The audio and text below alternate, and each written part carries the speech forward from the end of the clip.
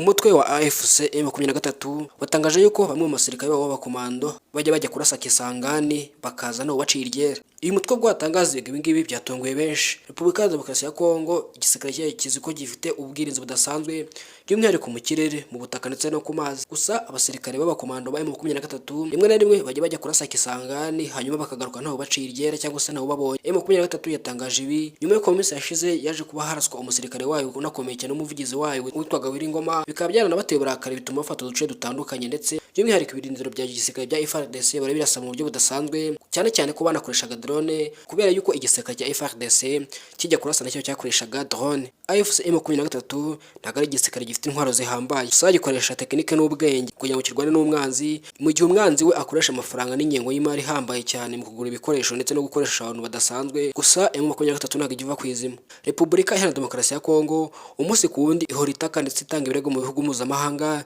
by'umwihariko ndetse ikagomeza isaba ibihugu mpuzamahanga gufatira ibihano u Rwanda, cyane yuko igomeza ivuga yuko u Rwanda ariko rwihishe inyuma ya M23 cyangwa se ari rwo ruyifasha.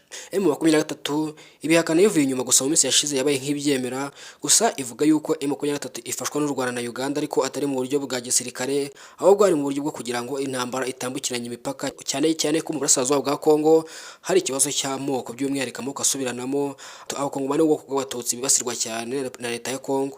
AFC M23 ni umutwe umaze imyaka irenga 30 uri kurwana muri Kongo cyangwa se mu burasirazuba bwa Kongo, aho bavuga yuko ari abantu barwanira uburenganzira bwabo cyane aho abatutsi cyangwa se abanyamurenge bibasirwa cyane ndetse bakicwa mu buryo budasanzwe hakoreshwa ibikoresho gakondo. Komeza ubane natwe hano wisanze ni kuri Taifa Rwanda.